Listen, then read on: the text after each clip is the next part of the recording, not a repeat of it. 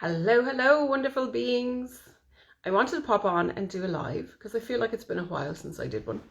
And today, what I wanted to do is I wanted to talk a little bit about fear. Um, because I feel like I definitely have had a lot of this come up over the last while for me personally. But I can see it in clients as well. And I've had a number of conversations over the last couple of weeks with people who they're business people, but they're also clients as well. So it's people who are just feeling the feels at the moment. I feel like what's actually happening is that we're all getting a little bit of a revisit from Christmas past and Christmas future and Christmas present. It's like we're in the Dickenses here. I might coin that. We're in the Dickenses. And I feel like everybody's getting a little bit of spiritual chiropractic at the moment. Hey Emma, how you doing? And I feel like we're just being like click, click, click, click, click back into alignment, and we're all getting to see where we're out of alignment.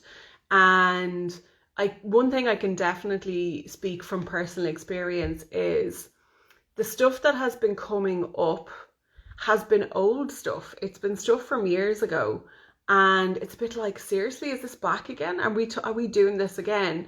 And there's two ways we can do this. One, we can identify with it, or two, we can identify it. Okay. And I feel like what happened for me personally for a couple of weeks was identified with it. So it came up and I was like, oh my God, all the things, and it's this thing again, and it's back from the past, and I thought I had cleared this. And then I kind of like identified with it and became it for a number of weeks. I was like, oh my God, I'm now back in victim mode. I'm back in the same place that I was before.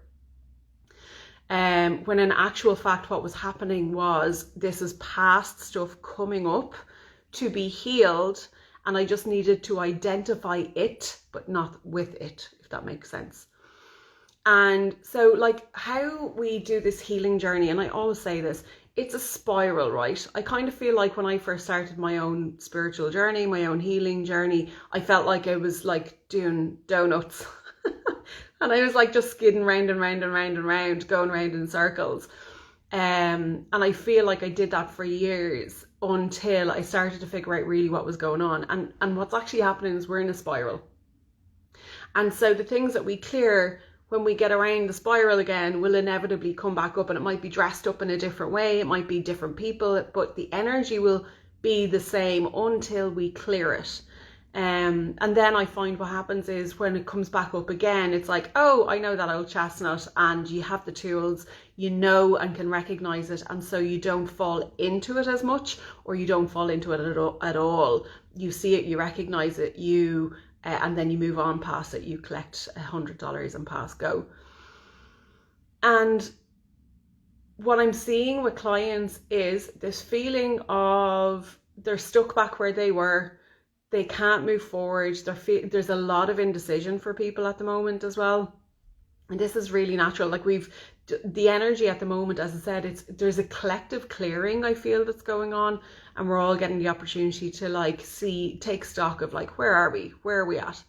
And so for anybody who is, especially at the moment, anybody who's stuck in their head, who feels like you're going around in a loop, who feels like there's a pattern that's happening over and over again that you can't break.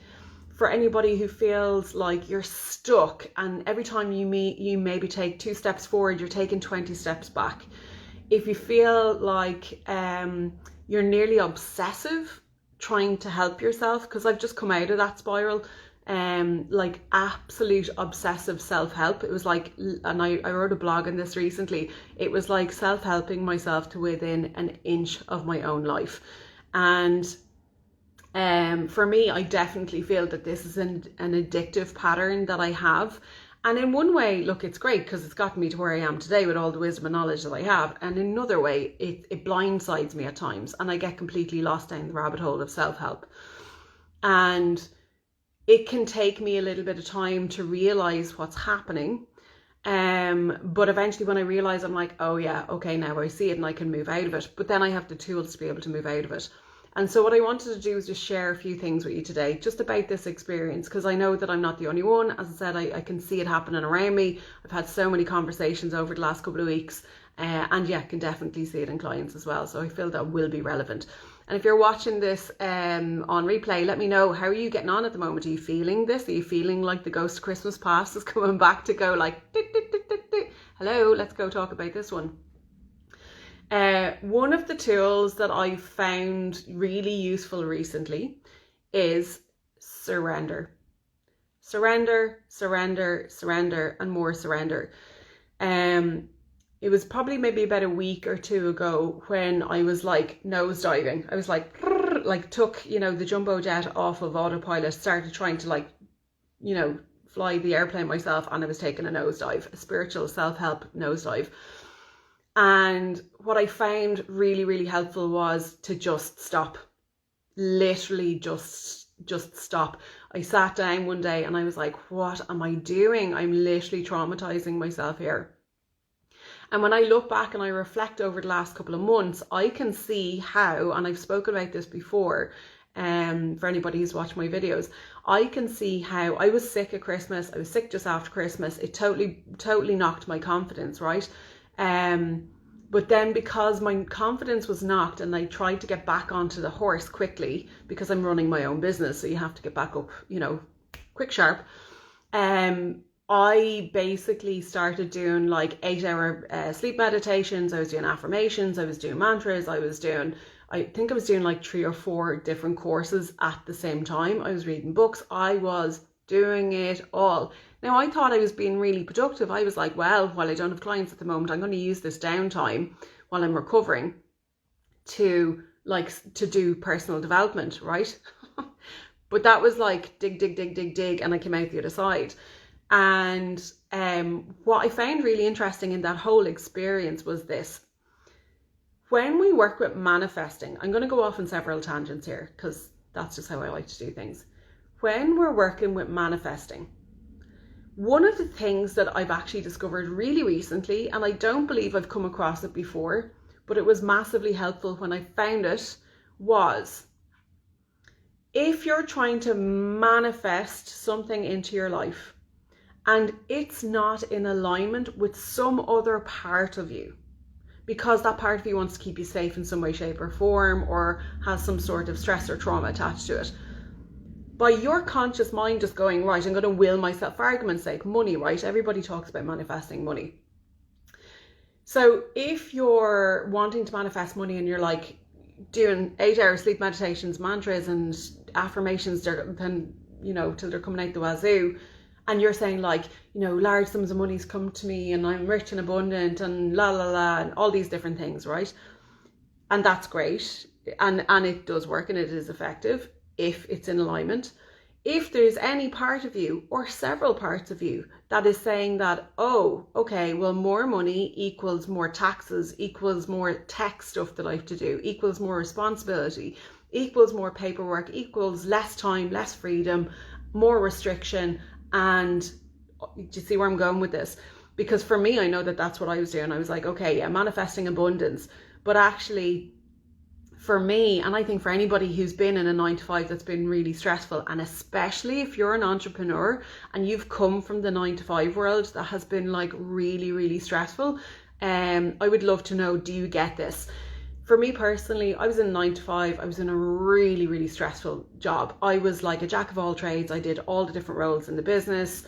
The business was crumbling. I had a boss who was extremely temperamental, and I was working crazy hours. I wasn't getting paid for it, but I was working crazy hours, doing crazy things. It was a very, very, very intense period of time. So for me, and also taxes, there was something to do with taxes in that particular job that I was in as well. Issues all to do with taxes and accounts and all that kind of stuff. So now I'm working as an entrepreneur, and I definitely feel at times that I'm like, oh my God, tax season comes, and it's like literally creates this like PTSD for me, because it like brings me back to my old jobs where like tax was an issue, and I'm like, oh my God, So I do everything by the book because I'm like terrified of doing it wrong. So that's like a little mini trauma. So for me, one thing that I realized was, yes, it's great to manifest all this abundance. And yes, it's great to like call in this amazingness. And people say it's all to do with your self-worth and whatever. And yes, there is element of truth in that. But for me, it wasn't that I wasn't worth more money. It was that I didn't want the stress attached to it.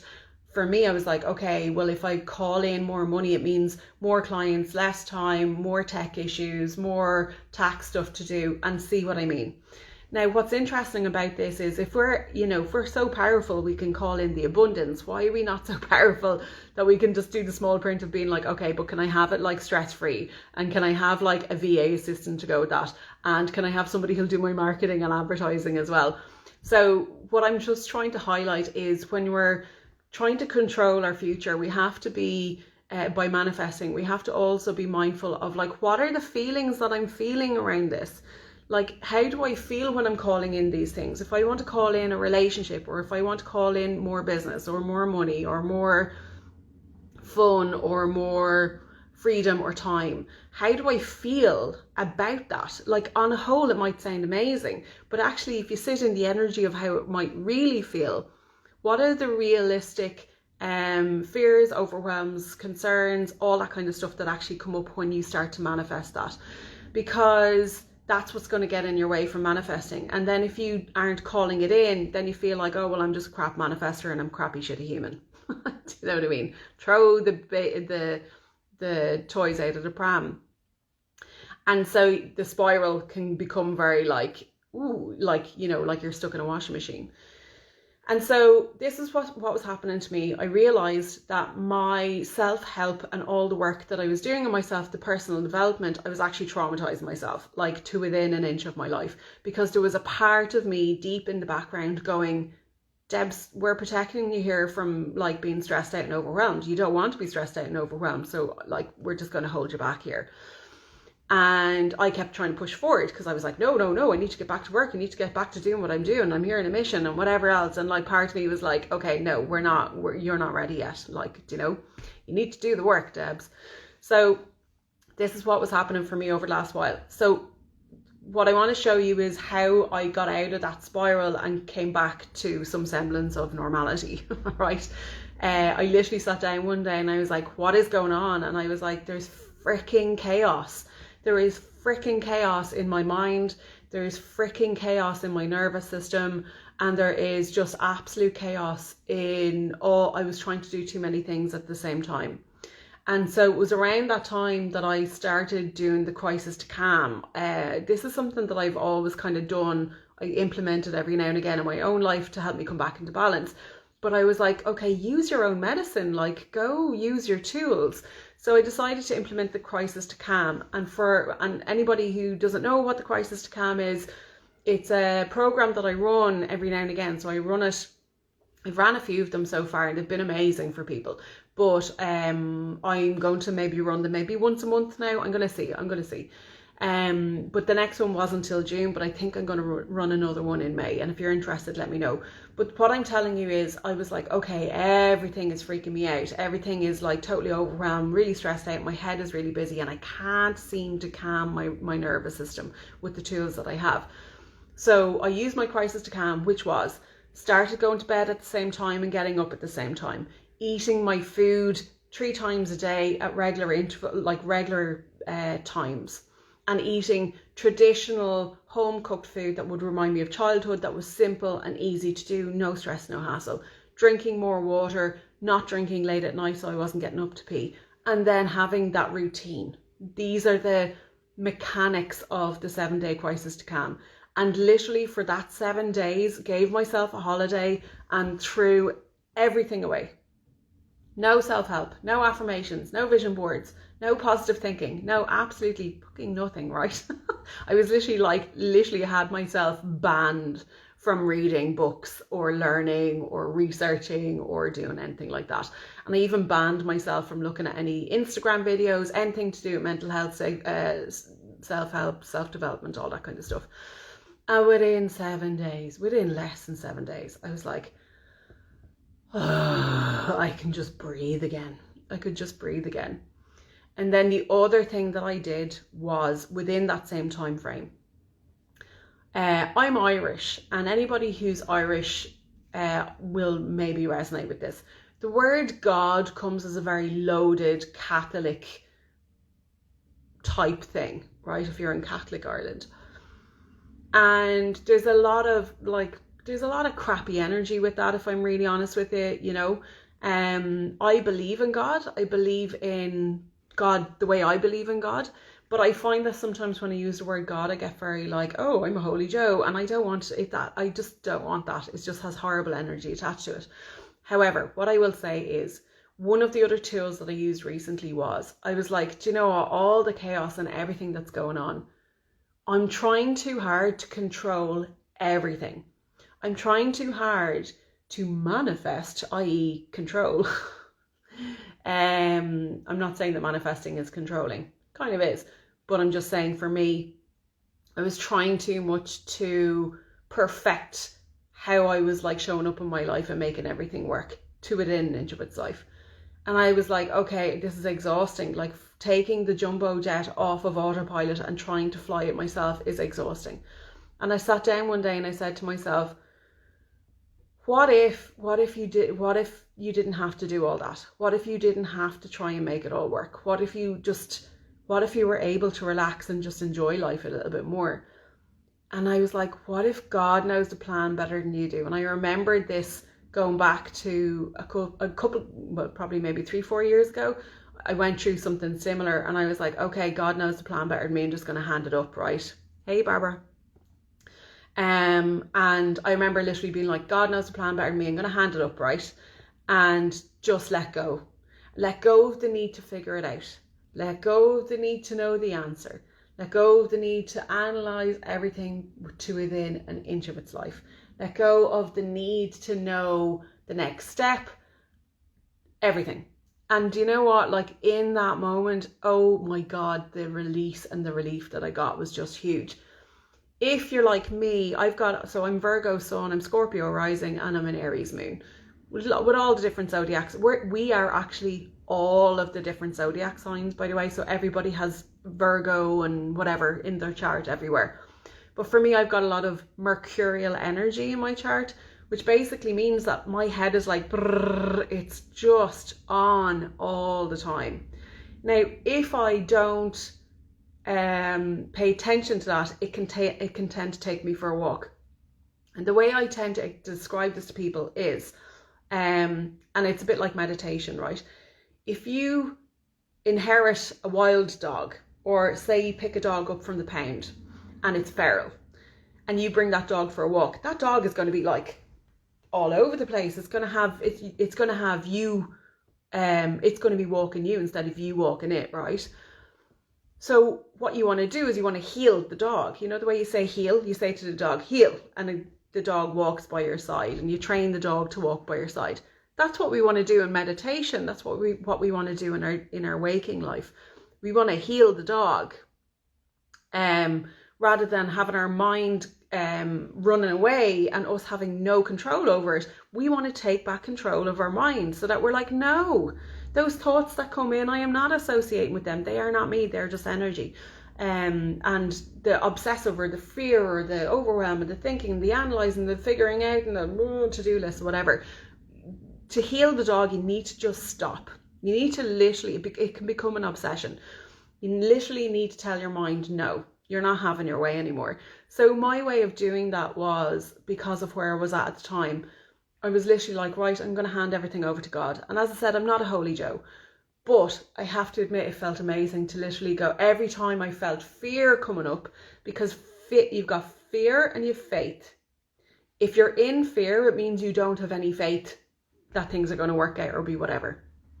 If you have faith, it means that you don't need to have any fear because you have faith.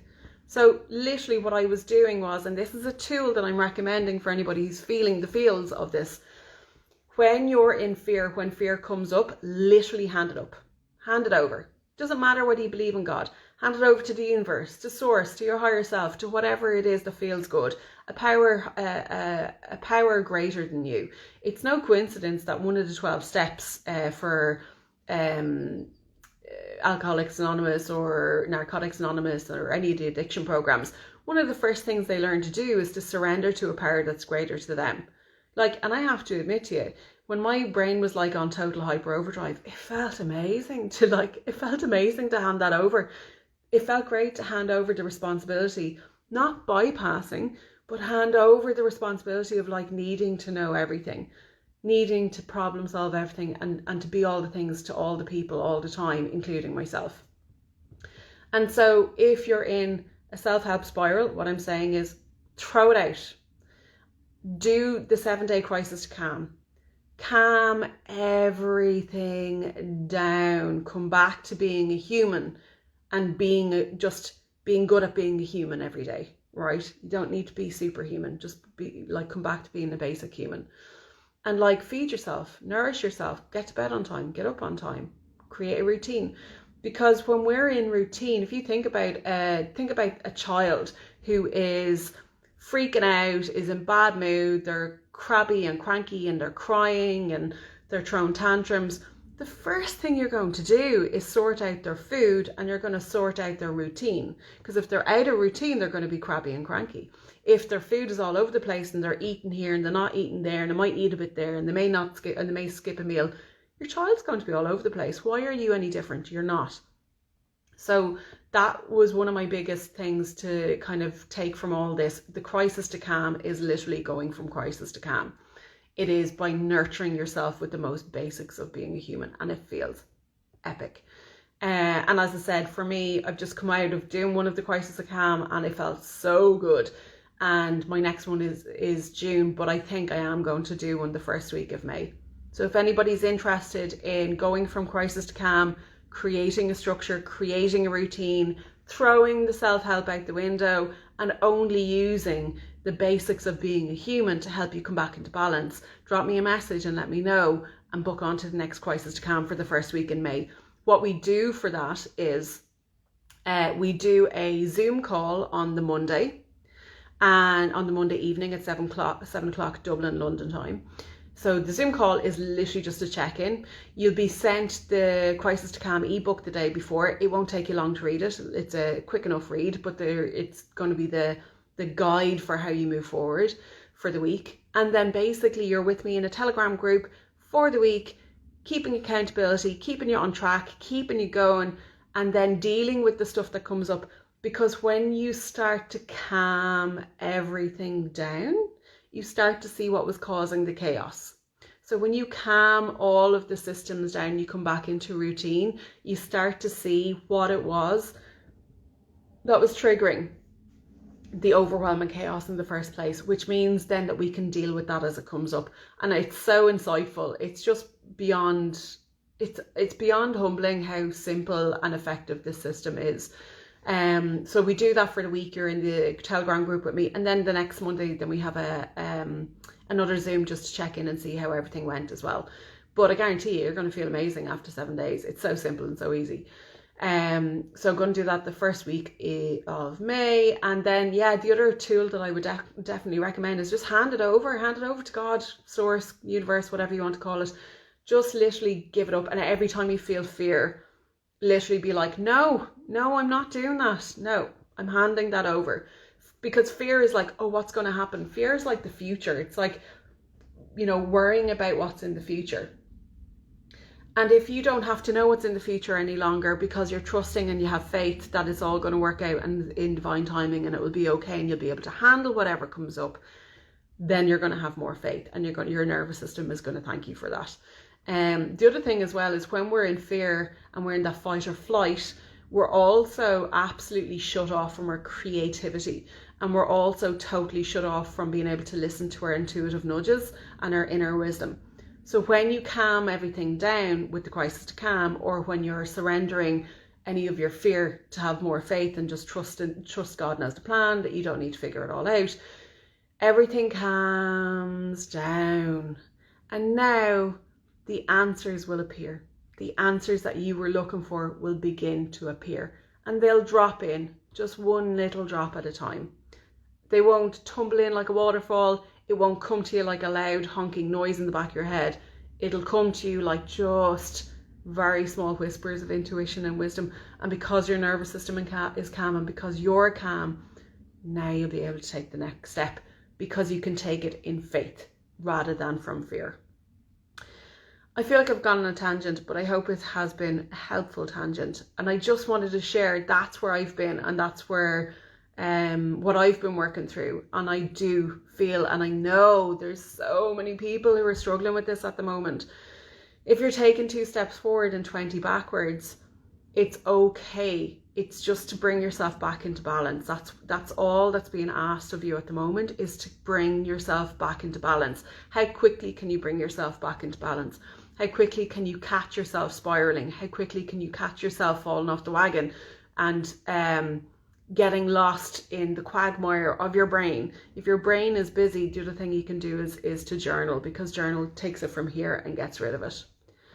Thank you, Deborah Lavalda's healthy plants in the background. I know some of them are not healthy. Some of them could do with a little bit more attention, Barbara. But yeah, and that's another thing I noticed recently. I was like, oh, when I myself am like spun out and not feeling so good, I look at my plants and I'm like, oh yeah, my plants are totally reflecting like where I'm at. They're like dehydrated, or like I need to like nourish them a little bit more. So yeah, our plants can be a reflection of ourselves as well. So that is it, guys. I just wanted to pop on and do a little bit of a share about what's been going on for me, what I feel has been going on for a lot of people, and just some tools to be able to help you get by. I hope it's helpful. I would adore to know where you guys are at. And yeah, if you're interested in joining the Crisis to Calm, let me know, and I shall talk to you all soon. Bye.